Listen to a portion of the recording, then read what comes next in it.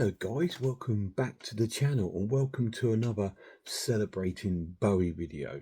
We're quite way through the year now, and like I said, I'm trying to do one video a month of celebrating the career and my personal kind of memories of Bowie, because obviously it's been 10 years this year since we lost David.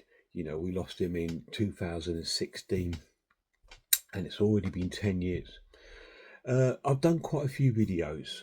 I've done a top 10 favourite albums. I've done my discovering Bowie video. I've done some unboxings, etc. And today we're going to be doing a video called Watch That Man, which is basically my concerts of David Bowie, the ones I went to see him. So we're going to look at those. I was very fortunate. I got to see David 3 times. From a very young age, I got to see David Bowie. So I was really lucky. I say David became my idol when I was really young, in the sort of mid to late sort of 70s. I got into David Bowie. As you may have seen in one of my early videos, me discussing me buying my first albums, and I showed you that wonderful vinyl of Changes One Bowie, which was a Christmas gift from my parents. I have now moved that on. My son now owns it. I asked him, would you like it? And he said, yeah, Dad, I'd love it. I don't have any David Bowie, and he doesn't really know any David Bowie. So I said, well, this is a good way to start, is to get that. So I've given it over to my lad, so he's dead chuffed with that. But today we're talking about concerts. Now, when I was a young lad and I first got into Bowie, concerts weren't really a thing that was really on my radar, I don't think. When I first started getting records, I didn't really think about it, because I had records. I had Top of the Pops, I had the Old Grey Whistle Test, so all the sort of music requirements were fulfilled, and I was too young to think about concerts. I really was. But then I started to go in the sort of mid to late 70s with my mum, of all things. I got into a lot of from my age. I was really young, from about sort of like 11 upwards. My taste in music was already quite different to everyone else's, I think, because at that time everybody was into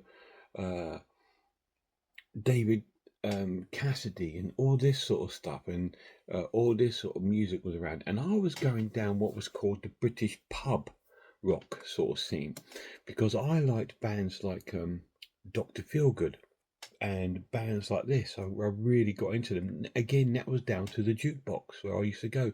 They had Milk and Alcohol on the jukebox, I believe, or was it? No, it was a different one. Milk and Alcohol was later. They had an early single of theirs. She Did Me Right or so. I can't remember the single, but they had one, and I got given it. I never played it on the jukebox, but I got given it by Danny when he was cleaning out the jukebox, and there's Dr. Feelgood, and I loved it. And I just really loved Dr. Feelgood. And then, a bit like Bowie, I went and bought some of the singles and stuff and albums.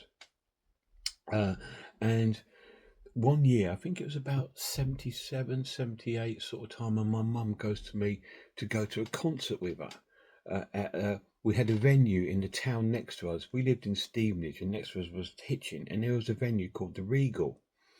And she asked me to go with her to see 10cc. I mean, I weren't really a big fan. I quite like them now. They're a great sort of prog pop band.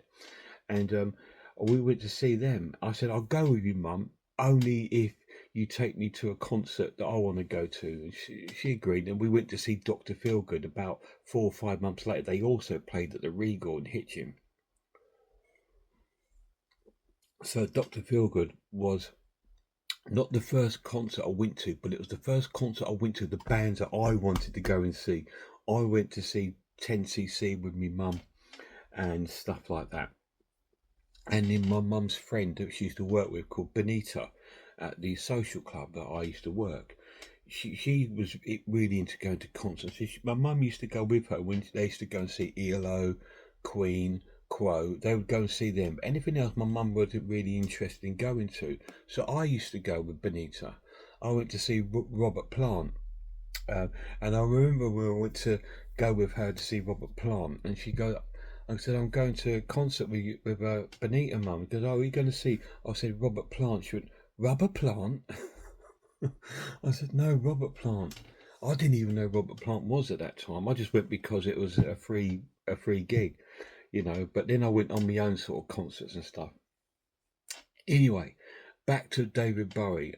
I'd never dreamt I would be lucky enough to go and see him, and I didn't buy tickets for. There's only one show I bought tickets to, which was one of the latter concerts. But the earlier two I didn't buy tickets for. I remember the album Let's Dance came out, and he announced the tour called the Serious Moonlight Tour, which I have here on CD and on DVD. And this is the tour associated with the Serious Moon with Let's Dance. Anyway, I was looking at it and I just thought, oh, I'd love to go and see him, Mum. You know, I really would like to go and see him. But again, we weren't in a position to buy tickets for concerts and stuff like that. Obviously, I only went on concerts at this sort of time, really, occasionally, if I could save up. I mean, I've been to see Gary Newman by then. I've been to see Depeche Mode and OMD and bands like Echo and the Bunnymen and The Sound and bands like that. I've been to see them. But that's for me saving up and going with friends from school, because by this time I was in my really early sort of teens. In this sort of time I was probably about sort of 14, sort of still too young to really go on my own, but I might have been a little bit older, can't remember, my memory's not as good as it used to be. But anyway, I didn't buy any tickets to go and see him. And it was, I think it was a Saturday, I can't remember the day it was now, but I was at home just listening to music in my bedroom upstairs. I was always in the box room upstairs. We had 3-bedroom house, Mum, Dad in the big bedroom. I was next to it in the box room, and my sister was in the big bedroom at the back. And my bedroom faced onto the main sort of cul-de-sac where we lived. We lived in like a cul-de-sac.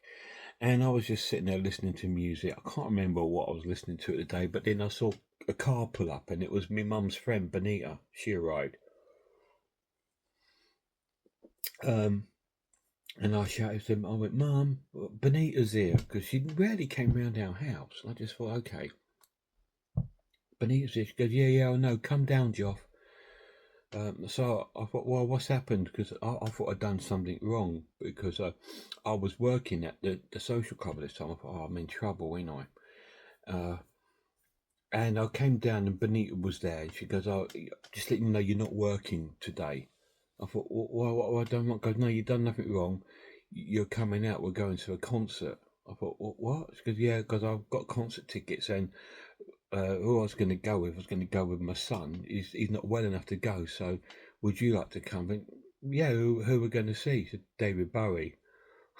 No, we're not. I said, she goes, yeah, we are. We're going to see him at Milton Keynes Bowl. I thought, no way.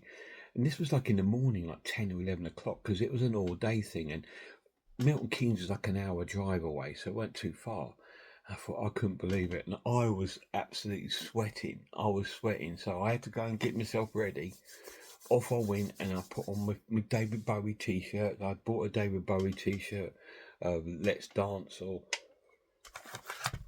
if I remember right, it was that design, which was actually the same t-shirts that were available at the tour.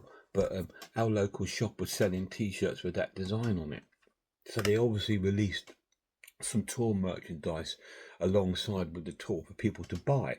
So I had a t-shirt, white t-shirt, which is weird, I don't wear white, and I put it on, and on goes my shorts, because it was warm, it was a summer day, and off we went. And I went to see David Bowie at Milton Keynes, and I couldn't believe my eyes or ears or anything. Absolutely fantastic. I'll try and put some clips up from the tour. That's what I'm going to try and do, is put some little clips up here of each individual tour, and he was incredible. It was amazing. I couldn't believe there I was sitting there or standing there at Milton Keynes Bowl, never been there before, and watching David Bowie on stage. Yeah, he was about that big. You know, I was. If you've been to the bowl, it is pretty much like a bowl. You got your stage, and then you've got like a. It's shaped like that. So you got your ground down in the middle, and all the way around is like a little hill. So you could sort of stand on the hill and get a view. So we were standing on one of the hills at the side watching, and it was amazing. He was doing Modern Love, he was doing Scary Monsters, and all this crazy stuff that I loved. I just thought, oh, this is the best day of my life, and it was absolutely incredible. So I went through and managed to see David Bowie for the first time in the Serious Moonlight tour, which I do have a CD and DVD of. It's a double CD. This is in the this CD set is also in the Loving the Alien box set, which I still haven't managed to get hold of. I just can't afford it. I've put it to bed now. I'm going to always be one set short of my Bowie box set. I'm not going to be able to afford £200 or £300 for a set like that, especially when the albums in it are not the albums I particularly love of David Bowie. But it just seems weird not having the complete set. But yes, and I have the DVD. Now this was they did originally release a Serious Moonlight VHS, but it wasn't the full concert. It was like an hour. But this one does in fact have the full show on it. Which is really cool, and it comes with like a tiny sort of like booklet with you need your glasses on for the set listing, and it has the Serious Moonlight sitting on the floor there. So yeah, so it was really cool. Now these are not recorded from Milton Keynes, I'm just saying, but they are from that tour. So I was so lucky. I saw David Bowie, and it was so cool, and we got back and I was so excited. I bought a badge, I bought a scarf, a Bowie scarf, I bought a program, and I was just over the moon. I couldn't believe it. And I went into work, and all I could do when I went to work the next day was talk about it. And then my love for Bowie just went sky high through the roof.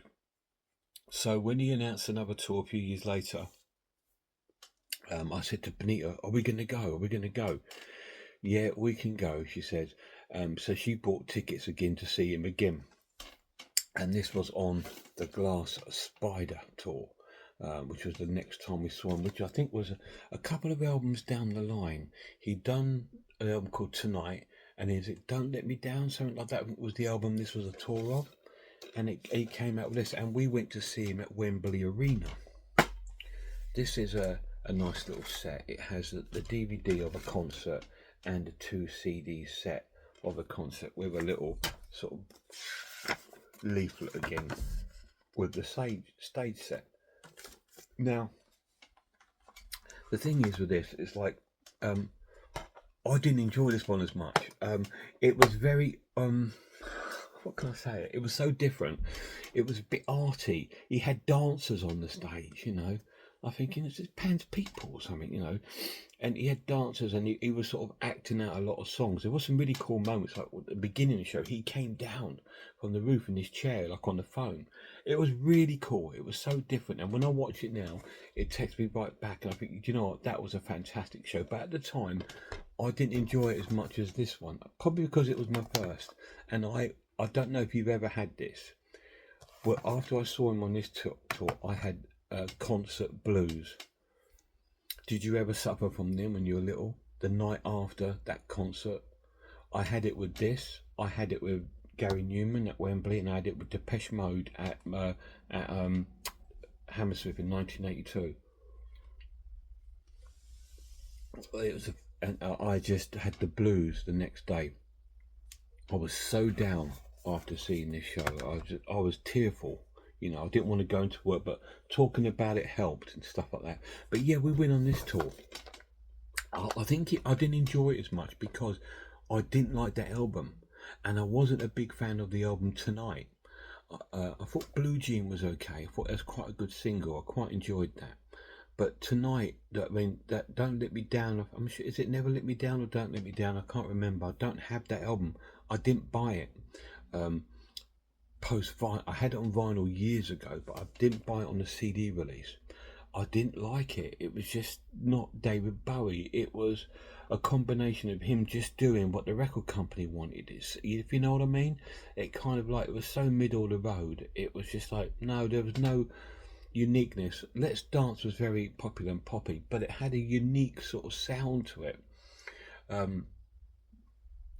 I know it's going to sound stupid, but to me, I look at that Let's Dance as his Australian album, and it's mostly because a lot of the, when he done the videos and stuff, they were all recorded in Australia, and he stuff like that, and it had that sort of the desert, big sounding sort of emptiness to it, the songs, which I loved, and it was just so cool. But this seemed a bit bland, if I'm not trying to be cruel. I love David Bowie, but it doesn't mean I've got to love everything he's done. And I just didn't like it. Other releases he came out in between these, he released the Bowie EP, which I loved. We had lots of reissues of his early stuff. We had some singles of the Manish Boys come out and stuff, and I loved all of that. But it just wasn't the Bowie that I fell in love with. So I didn't enjoy the show as much.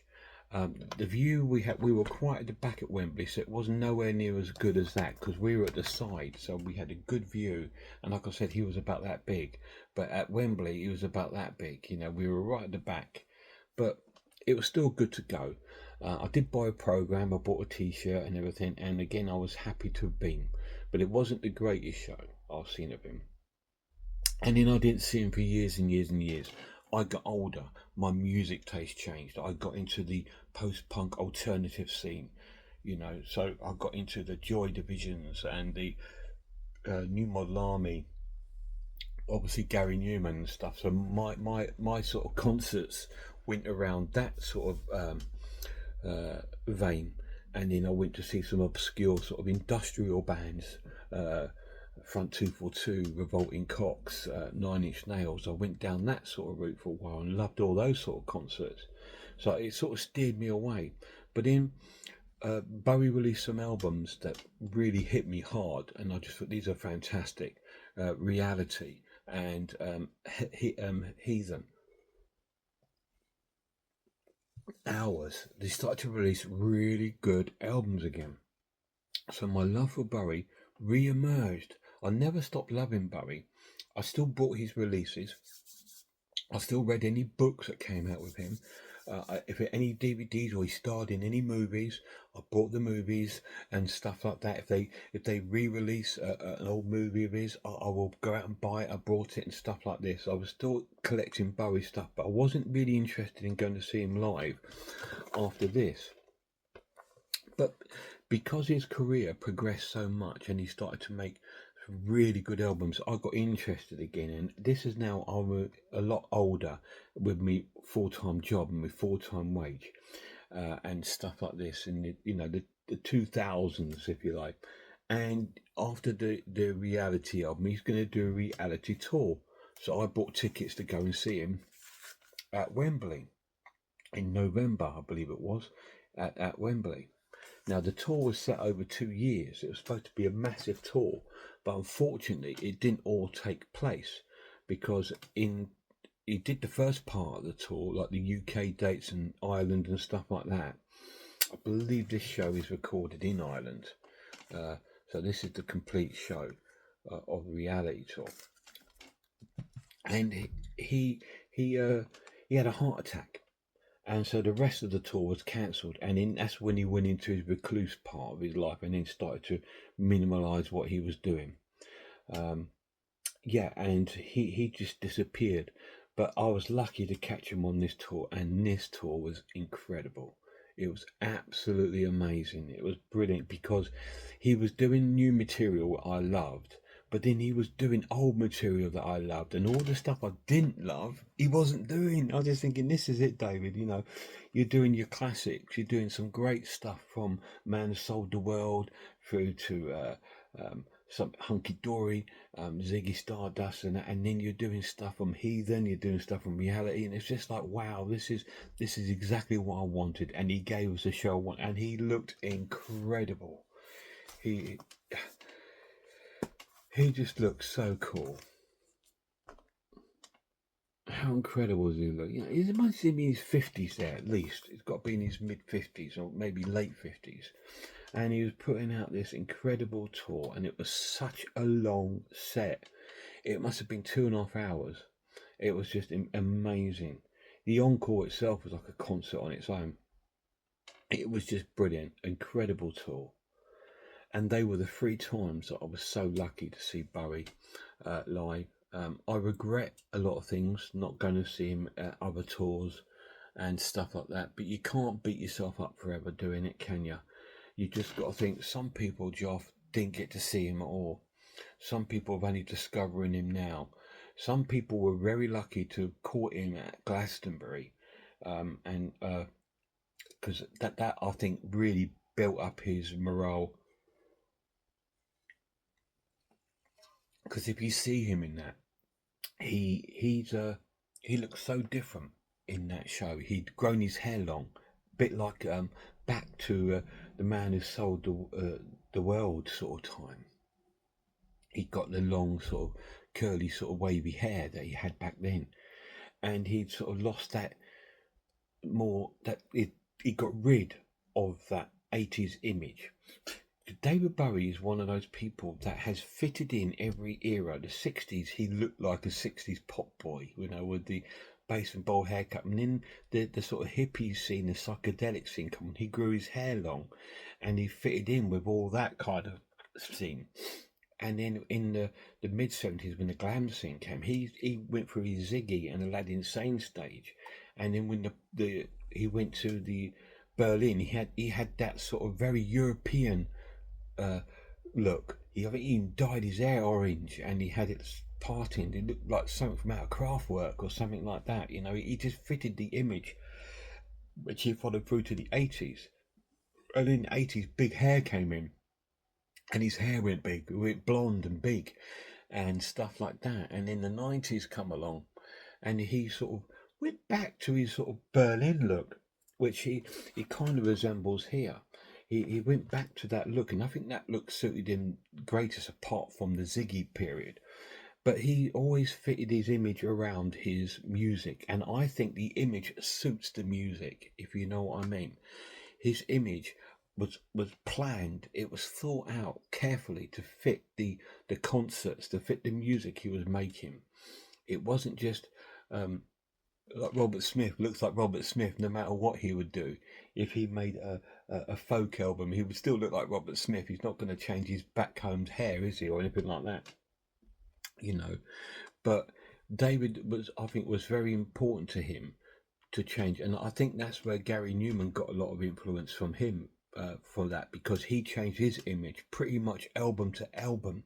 Not so much now, but even now, he does sometimes. Like the last album, Intruder, he's got these red paint marks down there, like tribal look on it. His other albums before that, he's had like a deserty sort of look, worn out sort of look. He's had all these different images, so he still portrays that quite a lot. Maybe not so much with the hair no more, because he's got his own hair now with his transplant, which looks incredible. But Bowie's always been attentive to his look when he does an album. His image strongly matches that album, and I love that about him. And I think that's what's unique about Bowie. Fantastic. I was so lucky to see him live, and I'm just gutted that I didn't see him more, but I'm so lucky. Massive shout out to my lad. Cheers, guys.